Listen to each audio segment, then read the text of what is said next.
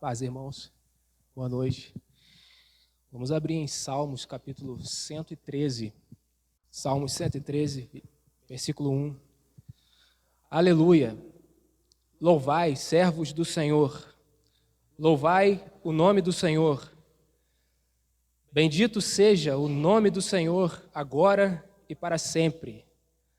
Do nascimento do sol até ao ocaso. Louvado seja o nome do Senhor. Excelso é o Senhor, acima de todas as nações, e a sua glória acima dos céus. Quem há semelhante ao Senhor nosso Deus, cujo trono está nas alturas, e que se inclina para ver o que se passa no céu e sobre a terra? Ele ergue do pó o desvalido, e do monturo o necessitado, para o assentar ao lado dos príncipes, sim, com os príncipes do seu povo. Faz que a mulher estéril viva em família e seja alegre mãe de filhos. Aleluia. Senhor Deus, te agradecemos, Senhor. Queremos te louvar nessa noite.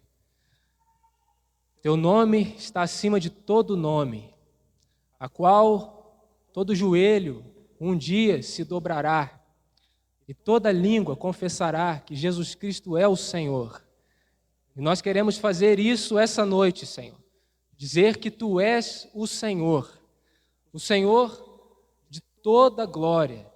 Senhor, eis aqui a Tua palavra, que o Senhor venha nos edificar através dela, Senhor. Nós dependemos completamente do Senhor. Nós nos lembramos das Tuas palavras, quando o Senhor disse: eu edificarei a minha igreja. Edifica-nos, Senhor. Em nome de Jesus. Amém. Irmãos, para cumprir um dos mandamentos do Senhor, em que Ele nos ordena a congregarmos, nós estamos aqui. E nós fazemos isso semana após semana, sábado, domingo, e viemos aqui para juntos louvarmos o Senhor. E hoje, irmãos, com a ajuda do Senhor, eu gostaria de ver com os irmãos alguns motivos que temos para louvar ao Senhor. E com certeza, irmãos, nós temos muitos motivos para louvar ao Senhor.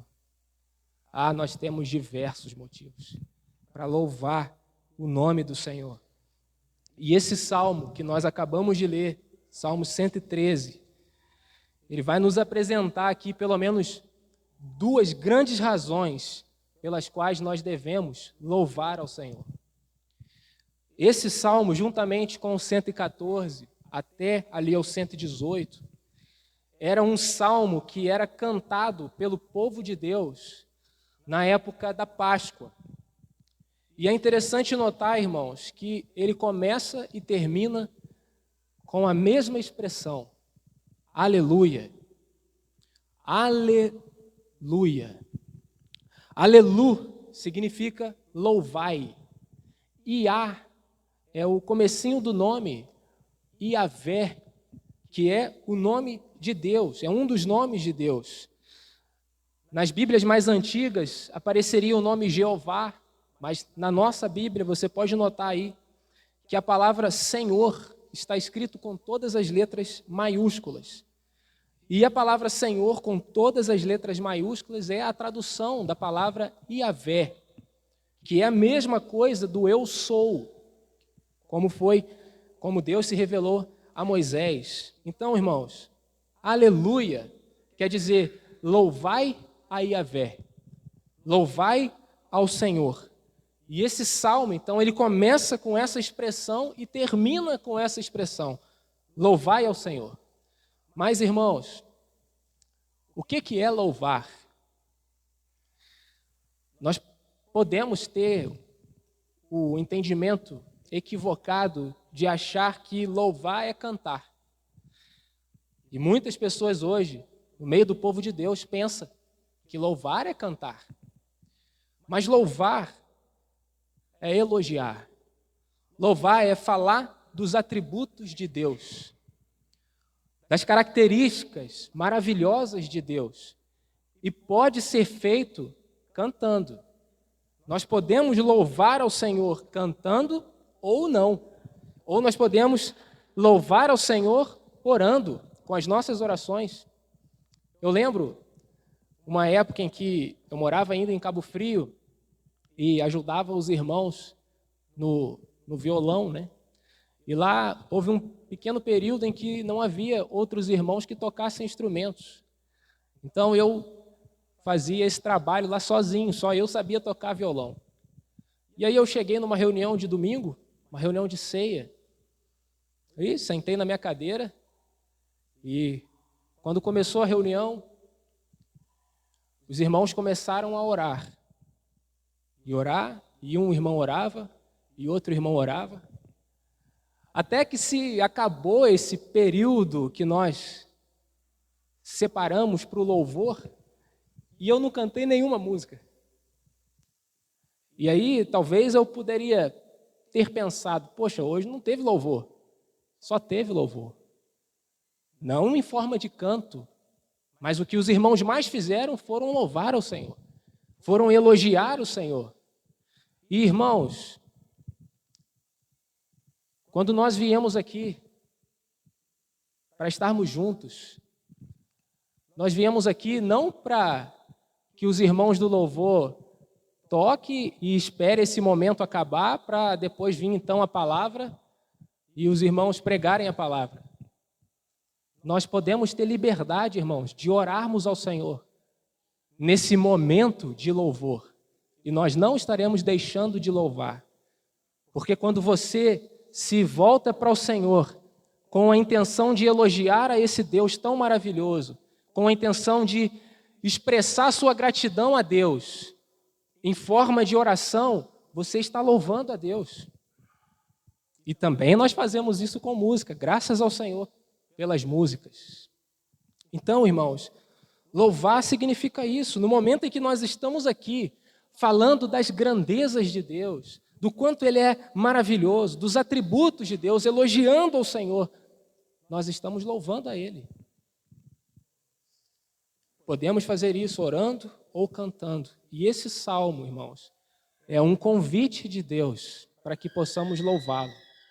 E ele começa dizendo, aleluia, louve ao Senhor, louve ao Senhor. Nos 3 primeiros versículos aqui, meu irmão, nós temos 3 informações básicas. A primeira, quem deve louvar? A segunda, quando devemos louvar? E a terceira, onde devemos louvar? Primeira pergunta, irmãos, quem deve louvar o Senhor?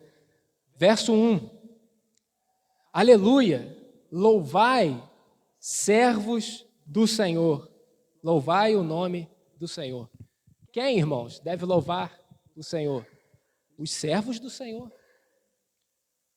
Como nós vimos que a palavra aqui, Senhor, está em letras maiúsculas, está se referindo a Yahvé, louvai a Yahvé. E Yahvé tem uma estreita ligação com o Deus da aliança, o Deus do pacto, o Deus que faz uma aliança com seu povo. Então, irmãos, quando o texto diz, aleluia, louvai, servos de Yahvé, louvai ao Senhor, servos do Senhor, é porque é o povo de Deus. É o povo que tem uma aliança com Deus. É esse povo que o conhece, que tem condições de louvar o seu nome. Em outras palavras, irmãos, se nós sairmos aqui fora e nós chamarmos alguém, alguma pessoa que não conhece a Deus, um ímpio, e pedíssemos para ele falar alguns elogios, elogiar a Deus, falar do que ele sabe sobre Deus, irmãos, se a gente pedir 10 elogios, ele capaz que não passa de 3. Ele vai dizer que Deus é bom, que Deus é amor, que Deus é Pai, E não vai passar muito disso, não é? Mas, irmãos, se eu perguntar para você o que Deus é para você, eu creio que nós passaremos de 10 facilmente. Sabe por quê? Porque nós temos uma aliança com Deus. Deus tem uma aliança conosco. Nós fomos resgatados por esse Deus. Um dia nós entregamos a nossa vida para Ele. Nós o conhecemos e temos o conhecido. Então nós temos, irmãos, mais do que 10 adjetivos para falar sobre Deus. Porque é o povo de Deus que tem capacidade de louvá-lo. Aquele povo que o conhece, que tem o invocado, que tem uma aliança com Ele. É esse povo, somos nós, que temos condições de louvar ao Senhor. Então, irmãos, quem que deve louvar ao Senhor? Todos nós aqui. Se você é um filho de Deus, se você é nascido de novo, se você tem tido comunhão com Deus, então você deve louvar a Deus. Eu devo louvar a Deus. A esse Deus maravilhoso, a esse Deus da aliança, que fez uma aliança conosco. Irmãos, segunda pergunta, quando devemos louvá-lo? Versículo 2, diz assim: bendito seja o nome do Senhor, agora e para sempre. Quando, irmãos, devemos louvar ao Senhor? Agora e para sempre. Nós somos o povo de Deus, o povo da aliança. E nós, por sermos esse povo, devemos, irmãos, constantemente falar, manifestar as maravilhas de Deus. Falar dos seus atributos, falar do seu poder, falar daquilo que Ele é para nós, falar daquilo que Ele fez por nós. Nós devemos manifestar, então, esses elogios ao Senhor agora e para sempre. Nós, irmãos, reservamos os fins de semana para fazermos isso juntos aqui. Também nas reuniões, na quarta-feira, na reunião dos lares. Nós reservamos esses dias para fazer isso juntos com os irmãos. Mas, irmãos, nós devemos manifestar isso, essa meditação, esse louvor ao Senhor diariamente, todos os dias, na nossa vida. Durante a semana, nós precisamos estar, irmãos, meditando no Senhor, meditando na sua palavra, pensando nele, andando com ele, depositando a nossa esperança nele, confiando nele diariamente para os nossos problemas diários. E é nessa meditação diária, irmãos, que nós louvamos ao Senhor diariamente. Um homem chamado Joe Owen, no livro A Glória de Cristo, ele diz o seguinte, irmão, sobre essa meditação diária com Deus. Ele fala assim: a pessoa que não medita agora com prazer na glória de Cristo nas Escrituras, não terá nenhum desejo de ver aquela glória nos céus. Que tipo de fé e amor têm as pessoas que acham tempo para meditar sobre muitas outras coisas, mas não têm tempo para meditar sobre esse assunto glorioso? Os nossos pensamentos devem se voltar para Cristo, sempre que haja uma oportunidade, a qualquer hora do dia. Irmãos, sempre temos que estar pensando no Senhor, na sua palavra. Ele continua: se somos crentes verdadeiros, e se a palavra de Deus está em nossos pensamentos, Cristo está perto de nós, nós o encontraremos, prontos para falar conosco e manter comunhão. Ele diz: eis que estou à porta e bato. Se alguém ouvir a minha voz e abrir a porta, entrarei e cearei com ele e ele comigo. Apocalipse 3:20. Essa palavra, irmãos, é para nós. Essa palavra é para crente. Eis que estou à porta e bato. Se eu ouvir a sua voz e abrir a porta, ele então entrará e terá comunhão comigo. Então, irmãos, Deus está sempre pronto para ouvir a nossa voz, a nossa meditação, a nossa oração. Então, quando que nós devemos louvá-lo? Agora e sempre. Versículo 3. Onde Deus deve ser louvado? diz assim: do nascimento do sol até ao ocaso. Louvado seja o nome do Senhor. O que isso significa, irmãos? Aonde Deus deve ser louvado? Aonde a luz do sol brilha na face da terra, lá o Senhor deve ser louvado. Em todo lugar, em toda a terra. Não há um lugar na terra que o sol não brilha. Então lá, irmãos, Deus deve ser louvado, deve ser elogiado, engrandecido, até os confins da terra. Mas, irmãos, outra pergunta que segue o texto: por que Deus deve ser louvado? Por que Ele deve ser adorado? E esse salmo, ele vai focar aqui em duas razões. A primeira, porque Deus é grande. Porque Deus é grande. Veja aí o versículo 4. Excelso é o Senhor, acima de todas as nações, e a sua glória acima dos céus.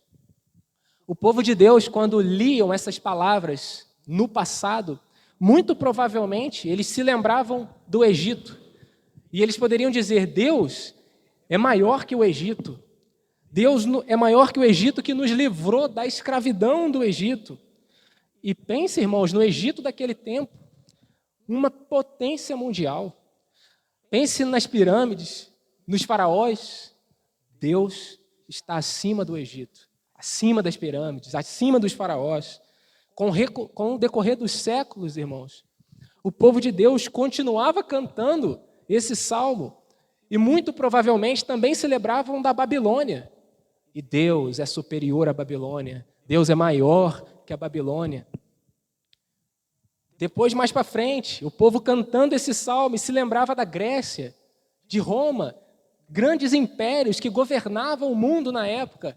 Deus é maior que tudo, todos esses impérios. Deus é maior que todas as coisas, que todos os reinos que já existiam na face da terra. Deus é maior. Diz: excelso é o Senhor, grande é o Senhor, acima de todas as nações. Meus irmãos, hoje é diferente. Será que Deus mudou? Será que essa palavra aqui é só para esse Deus antigo?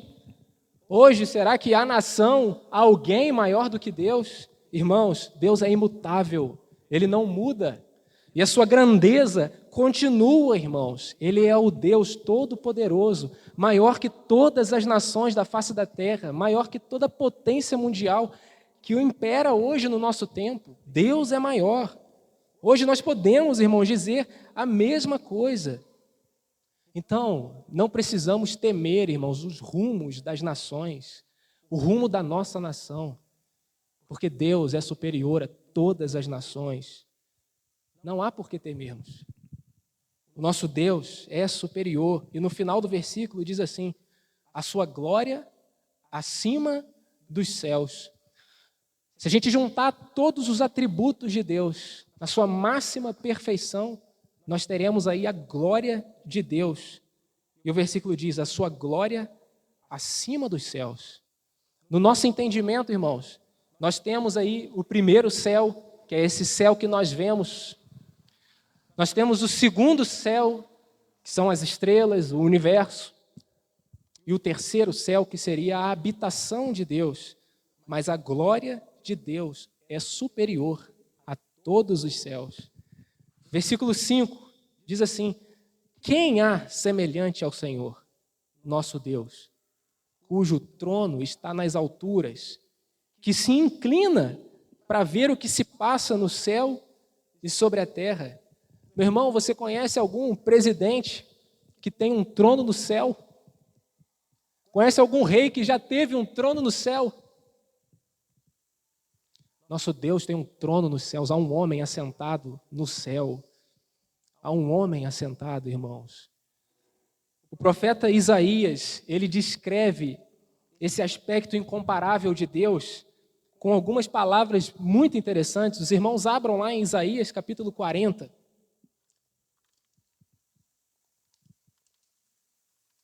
Versículo 15.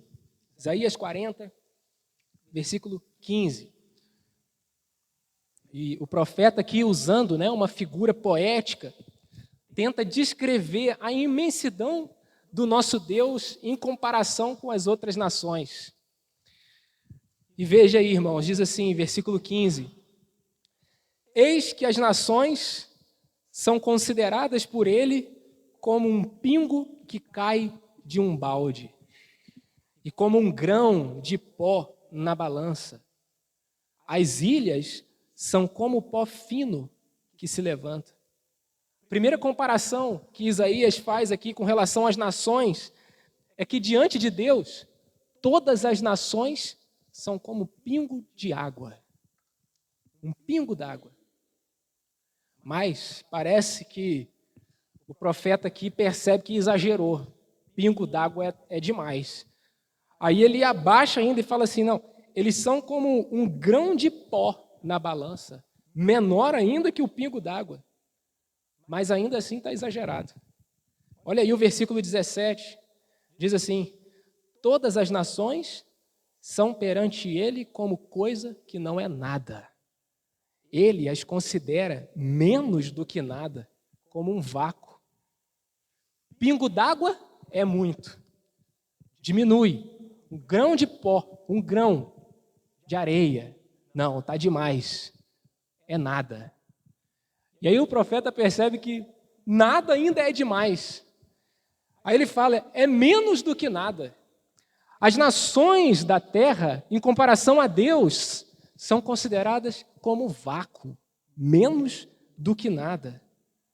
Em termos poéticos, irmãos, Isaías está mostrando aqui o tamanho do nosso Deus. O que seria as nações em comparação a Deus? Como menos que nada. Coisa que não ameaça a Deus. Olha o verso 18. Com quem comparareis a Deus? Ou que coisa semelhante confrontareis com Ele? Deus é tão grande, irmãos. Ele é tão excelso, Ele é tão gigantesco, que chega a ser incomparável. Por exemplo, se eu quero medir a minha Bíblia, e eu não tenho uma trena para medir a Bíblia, eu pego algum outro objeto, por exemplo, se eu pegar o meu celular, e eu ponho aqui em cima da minha Bíblia, e aí eu tenho então um padrão de medida. Em comparação com o meu celular, o tamanho da Bíblia, podemos dizer aí, é uns 4 celulares. Mas Deus é incomparável. O que eu poderia achar na Terra ou no universo que eu poderia usar como comparação ao tamanho de Deus? Eu vou pegar 10 planetas terras, empilhar em cima do outro. Bom, Deus é mais ou menos desse tamanho. Irmãos, Deus é maior que o universo. Ele é incomparável.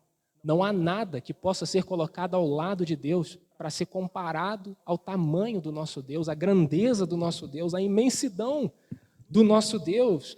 O salmista, ele diz assim que a sua grandeza é insondável. Ou seja, não cabe na nossa cabeça, na nossa mente. É imenso. Os nossos olhos não conseguem ver a sua grandeza, nem entender. Os nossos olhos, irmãos, nós não conseguimos ver nem os limites da natureza, nem os limites do universo. Não existe um microscópio que consegue olhar o limite do universo. Então, eles dizem, né, que como não conseguem achar o seu limite, bom, o universo é infinito. Nós somos limitados, irmãos. Mas o nosso Deus é um Deus grande, excelso, acima de todas as nações. Olha aí comigo, ainda em Isaías 40, o versículo 25 e 26. Diz assim, a quem, pois, me comparareis para que eu lhe seja igual? Diz o santo. Levantai os olhos e vede. Quem criou essas coisas? Aquele que faz sair o seu exército de estrelas, todas bem contadas, as quais ele chama pelo nome. Irmãos, existem mais de 100 milhões de galáxias. Só a nossa galáxia dizem que tem aproximadamente 200 bilhões de estrelas, só na nossa. Existem mais de 100 milhões de galáxias. Mas olha o tamanho do nosso Deus, aquele que faz sair o seu exército de estrelas, todas bem contadas, só na nossa, 200 bilhões, as quais ele chama pelo nome, por ser ele grande em força e forte em poder. Nenhuma só venha a faltar. Excelso é o Senhor, grande é o Senhor, imensurável. A nossa mente, irmãos, não consegue dimensionar o tamanho do nosso Deus. Existiu um biólogo chamado William Bibb, ele foi amigo do presidente Theodore Roosevelt dos Estados Unidos. E ele, por ser amigo do presidente, frequentemente ele passava dias e noites com o presidente. E às vezes a história conta que algumas noites eles saíam para observar as estrelas, para tentar avistar a galáxia de Andrômeda, que é uma das milhares de galáxias que existe. E é uma galáxia que, em noites assim bem estreladas, a gente consegue ver aqui da Terra, geralmente no mês ali de novembro.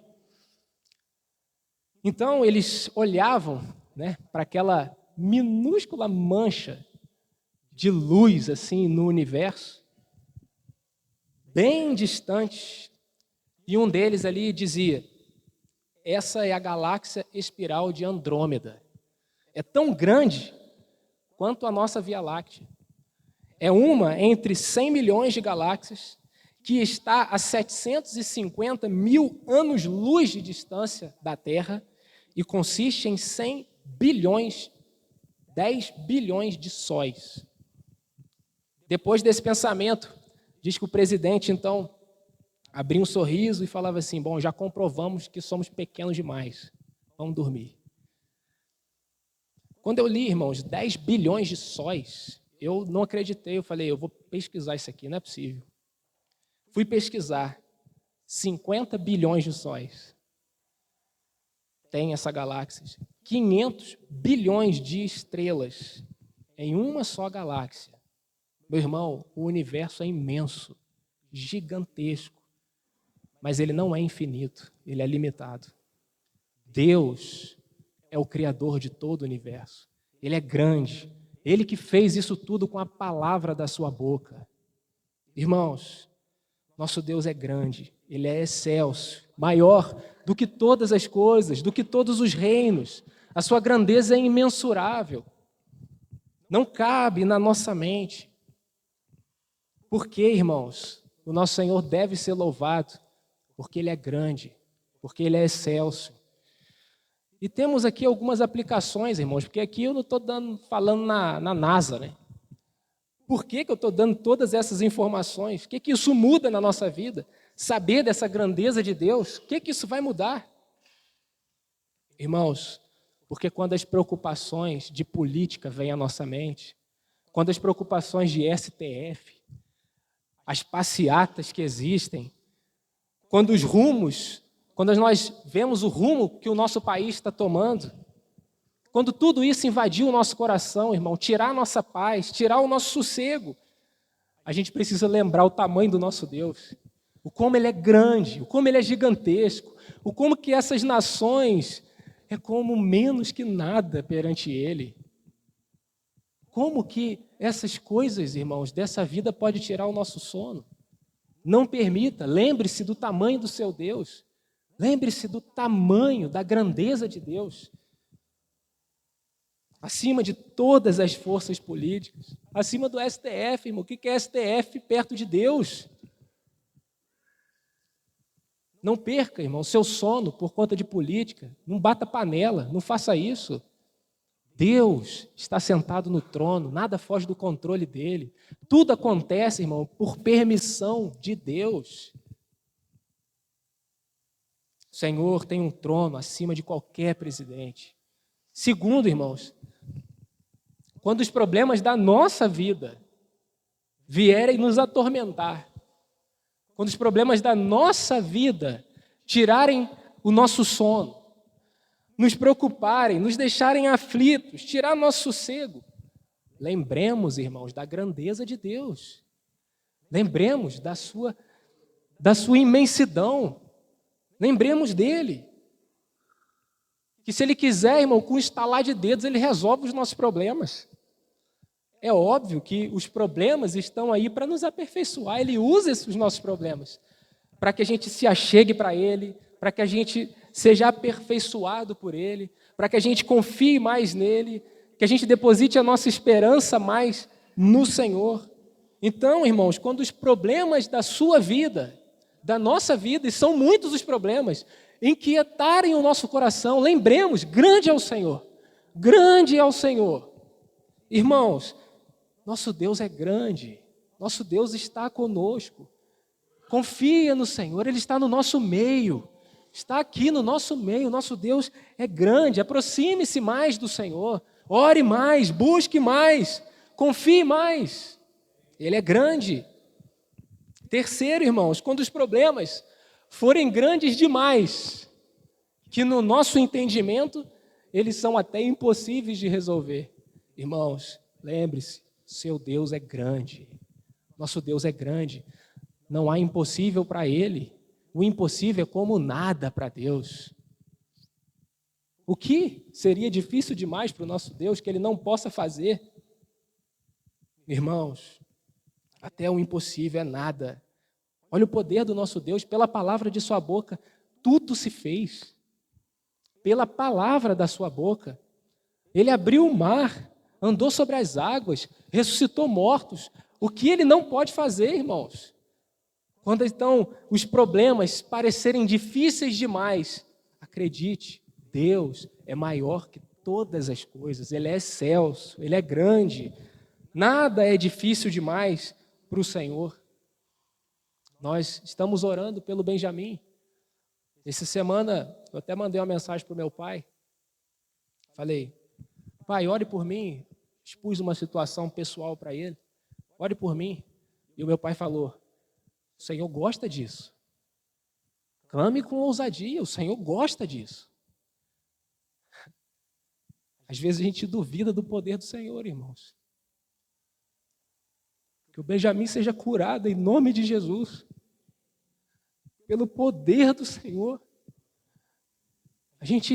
Às vezes a gente aceita, não, ele vai viver agora com essa doença o resto da vida. Irmãos, o Senhor é poderoso para, assim, ele ser curado e ser restabelecido a sua saúde. Em nome de Jesus, faça isso, Senhor. A vida do meu irmão.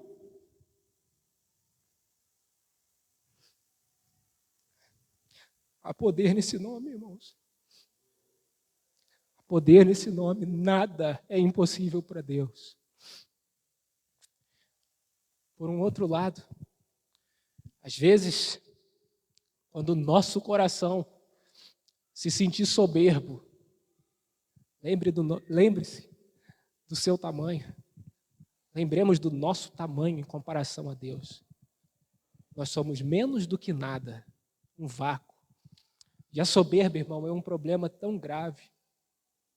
Porque às vezes em nossa vida pode não existir aquela soberba clara, que todo mundo vê. Oh, mas que homem soberbo. Eu conheço algumas pessoas assim, é nítido a soberba da pessoa. O problema é quando a soberba, irmão, está dentro de nós e ninguém consegue ver. Até mesmo quando nós estamos servindo ao Senhor e a soberba está lá. Nossa, olha o que o Senhor fez comigo, através de mim.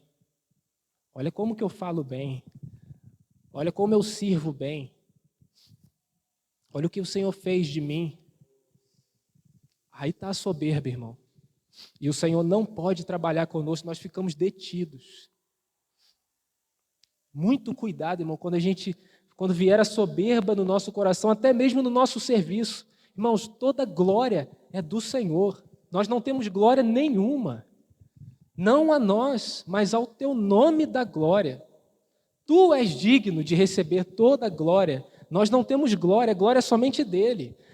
Nós precisamos lembrar, irmãos, quando essa soberba impregnada dentro de nós, querer andar, querer caminhar a passos largos na nossa vida. Repreende isso, irmão. Ah, como o Senhor trabalha através de mim, né? Como eu sirvo bem. Tem misericórdia, irmãos. Que perigo. A soberba. Lembre-se, olhe para os céus. Lembre-se do tamanho do nosso Deus. O quanto nós somos pequenos em comparação a Ele. Somos criaturas muito pequenas. Não temos nenhuma glória. Nosso papel na terra é vivermos em humildade diante de Deus e diante dos homens, considerando os irmãos superiores a nós. Sejamos humildes, irmãos. Humildes. Que a humildade esteja dentro de nós. Assim como humilde foi o nosso Senhor. O Rei de toda glória deixou os céus, veio, habitou entre nós, cheio de graça, de verdade, humildade. Não se julgue o centro das atenções. Tem gente que gosta demais de ser o centro das atenções. Se não te convida para alguma coisa, não, por que não me convidou? Sabe por quê? Porque você acha que é o centro das atenções. E é tão perigoso, irmãos. A gente se ofende com tanta coisa e às vezes esse sentimento de ofensa que nós temos é soberba dentro do nosso coração. De acharmos que somos mais importantes que todo mundo, que nós não podemos ficar de fora de nada. Cuidado, irmão, seja humilde. Quinto, aplicação aqui. Quando nós estivermos nos sentindo sozinhos, esquecidos, desprezados, que às vezes esse é o nosso sentimento. Saiba, irmão, que o Deus do universo, o Criador dos céus e da terra, mesmo Ele sendo tão grande, tão imensurável, Ele se importa com cada um de nós. Ele se importa conosco. Veja, irmãos, se Ele chama as estrelas pelo nome, nenhuma vem a faltar. Você acha que Ele vai esquecer de você, de mim? Somos filhos dEle. Você acha que Ele se esquece, que Ele não está vendo as suas dificuldades, os seus problemas? Irmãos, Deus tem um relacionamento conosco de pai e filho. Pai e filho. Nosso irmão André, na semana passada, ele não nos trata mais como apenas servos, mas como filhos. Deus tem um relacionamento conosco, irmãos. Então, nós não estamos sozinhos neste mundo. Se você se sente sozinho, Deus é com você. Deus é comigo. Deus é conosco. Ele está conosco. Se você é um filho de Deus, se você anda na presença de Deus, você não é, irmãos, sozinho nesse mundo. Você não é um órfão. Nós temos um pai amoroso, um pai que cuida de nós todos os dias. Sabe, irmãos, é um grande conforto para nós sabermos isso. Termos essa confiança. Porque se nós olharmos para as pessoas mundanas, as que não conhecem o Senhor, irmãos, eles não têm esperança. Quando vem problemas na vida deles, eles vão... Aonde que eles depositam sua esperança? No acaso? Tem uma música que diz, né? O acaso vai... Como é que fala? Nem lembro mais. O acaso vai cuidar de mim? Alguma coisa assim. Irmãos, o acaso vai... Irmãos, nós não estamos jogados ao acaso. Nós temos um Pai todo-poderoso, Deus dos céus e da terra. Ele é o nosso Pai, bondoso Pai. Por que, irmãos, devemos louvá-lo? Porque Ele é grande, Ele é excelso. A segunda razão pela qual devemos louvar a Deus, porque Ele é um Deus misericordioso. Deus é um Deus misericordioso, de misericórdia. Olha aí o versículo 7 a 9. Versículo 7 diz assim: Ele ergue do pó, voltando lá, né, para Salmos capítulo 113, versículo 7, Ele ergue do pó o desvalido e do monturo o necessitado. Diz aqui, irmãos, Ele tira do pó aquele que não tem nenhum valor, o desvalido, aquele homem que é desprezado, aquela pessoa que não tem aos olhos do mundo nenhuma importância, aquele que é miserável, aquele que é desprezado. Deus tem poder de tirar as pessoas dessa situação e dar uma nova vida. Deus é misericordioso. E do monturo o necessitado, verso 8, para o assentar ao lado dos príncipes, sim, com príncipes do seu povo. Antes o verso 9 diz, do monturo necessitado. Sabe o que é monturo? Lixo, lixão. Ele tira do lixo aquelas pessoas e faz com que elas saiam de um nível tão baixo e os coloca na mesa do rei. Deus é um Deus de misericórdia, irmãos. Nosso Deus é um Deus tão misericordioso que Ele tira uma pessoa dessa situação tão miserável, tão desprezada, e coloca à mesa dos príncipes. De quem que esse versículo nos lembra, irmãos? Vocês lembram da história de Mefibosete? Mefibosete, ali, filho de Jonatas. O rei Davi teve uma amizade muito profunda com Jonatas. E o rei Davi, ele quis saber se tinha algum descendente de Saul que estava precisando de cuidados, para que ele então pudesse o favorecer. E aí indicaram para ele Mefibosete. E Mefibosete, a palavra nos diz que ele era coxo. Por um acidente na infância, perdeu os seus pés. E naquela época, irmãos, não existia trabalho para esse tipo de gente. Não existia trabalho de escritório. Os trabalhos eram trabalhos manuais, trabalhos que precisavam dos seus pés. Então, provavelmente, para aquela sociedade ali daquele tempo, Mefibosete, irmãos, era alguém desprezado. Ele era nulo, não podia fazer nada. Que estava à margem da sociedade, para a sociedade, coitado. A vida de Mefibosete, muito provavelmente, irmãos, era uma vida complicada, uma vida difícil. Mas agora, o rei Davi chega para ele e fala, não temas, porque eu usarei de bondade para contigo por amor de Jonatas, teu pai, e te restituirei todas as terras de Saul, teu pai, e tu comerás pão sempre à minha mesa. Mefibosete, nosso Deus tira do pó o desvalido, e do monturo, do lixo, do lixão, o necessitado, para o assentar ao lado dos príncipes. Sim, com os príncipes do seu povo. Versículo 9. Faz que a mulher estéril viva em família e seja alegre mãe de filhos. Aleluia. Nós temos muitos casos, irmãos, de mulheres na Bíblia que não podiam ter filhos. E o Senhor, por causa da sua grande misericórdia, fez com que essas mulheres fossem mães de filhos. Ah, meus irmãos, por um lado, o nosso Deus, ele é grande, ele é imenso, mas apesar de tanta grandeza, ele é um Deus que se compadece de nós. Ele é um Deus misericordioso a seres tão pequenos como nós. Ele cuida de nós, ele tem misericórdia de nós. Existem muitos textos na palavra que vai falar, retratar da tamanha misericórdia de Deus. Eu queria ler apenas alguns, os irmãos não precisam ler, abrir, mas diz assim em Salmos 116, compassivo e justo é o Senhor, o nosso Deus é misericordioso.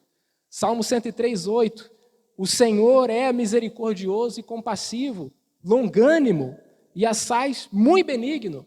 Salmo 145, 8, benigno e misericordioso é o Senhor, tardio em se irar e de grande clemência. O texto que nós tanto conhecemos, Lamentações 3, 22, as misericórdias do Senhor são a causa de não sermos consumidos, porque as suas misericórdias não têm fim, renovam-se cada manhã. Em Êxodo capítulo 20, versículo 6, diz assim, e faço misericórdia até 1000 gerações daqueles que me amam e guardam os meus mandamentos. Irmãos, percebe? O quanto que o nosso Deus é extremamente misericordioso. Ele é grande, ele é gigantesco, ele é excelso, Ele é imensurável, mas é um Deus misericordioso. Ele não converte toda essa grandeza em ira para com o povo da terra, porque senão ninguém sobraria. Ele é extremamente misericordioso, irmãos. E aqui nós temos algumas aplicações. Deus, Ele não nos trata segundo o nosso pecado. Ele não nos trata segundo a nossa maledicência, a nossa crueldade. Ele nos trata segundo a sua misericórdia.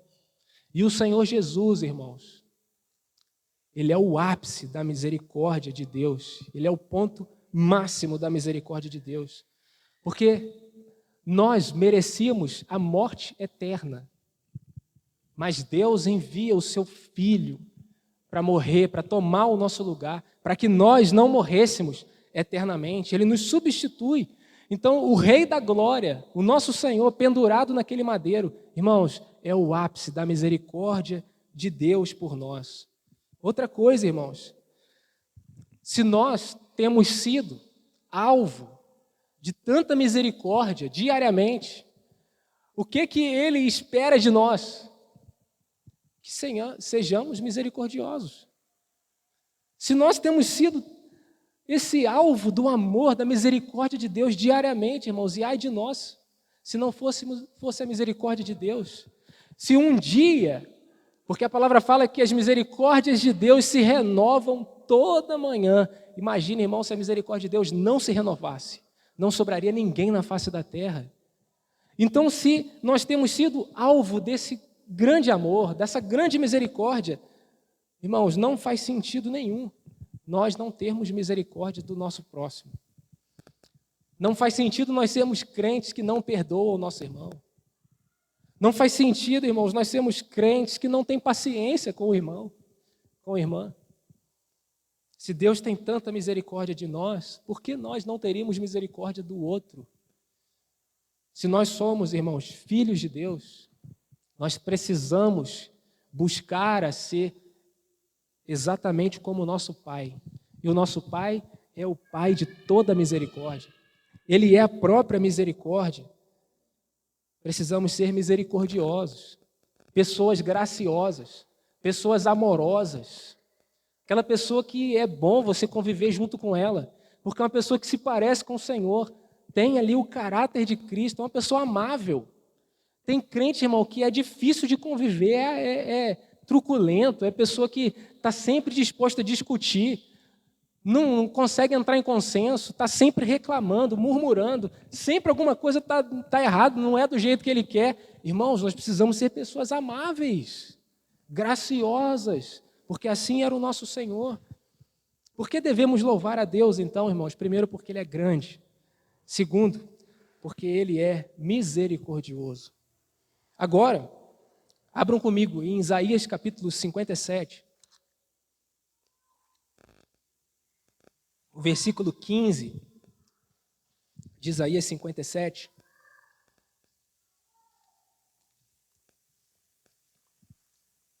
E esse texto vai resumir bem aquilo que nós falamos até aqui.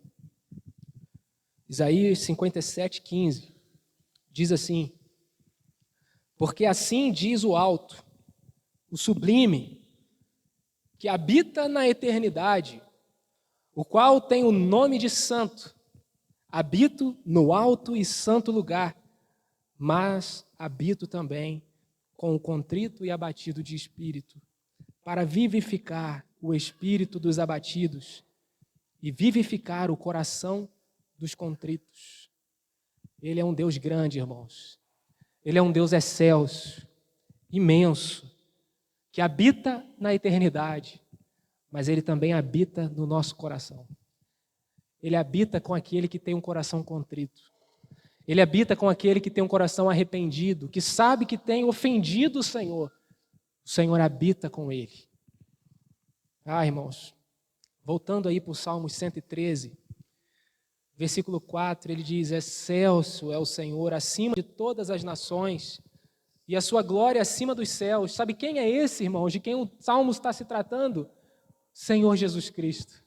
Ele é esse excelso, Ele é esse Rei dos reis, Senhor dos senhores, acima de todas as nações.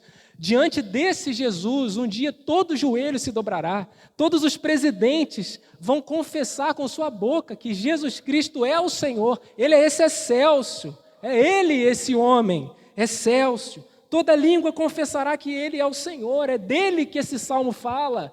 Jesus Cristo, nosso Senhor, excelso, grande, o grande eu sou, é Jesus Cristo. Em Hebreus, irmãos, fala assim: havendo Deus outrora falado muitas vezes, de muitas maneiras, aos pais pelos profetas, nesses últimos dias, tem nos falado pelo Filho, a quem constituiu o herdeiro de todas as coisas, pelo qual fez o universo. Ele, que é o resplendor da glória e a expressão exata do seu ser, sustentando todas as coisas pela palavra do seu poder. Depois de ter feito a purificação dos pecados, assentou-se à direita da majestade nas alturas, tendo se tornado tão superior aos anjos, quanto herdou mais excelente nome do que ele. Jesus Cristo é o Rei excelso. Ele é esse Senhor dos senhores, Rei dos reis. Ele que está sentado no mais alto e sublime trono, irmãos, Senhor Jesus Cristo.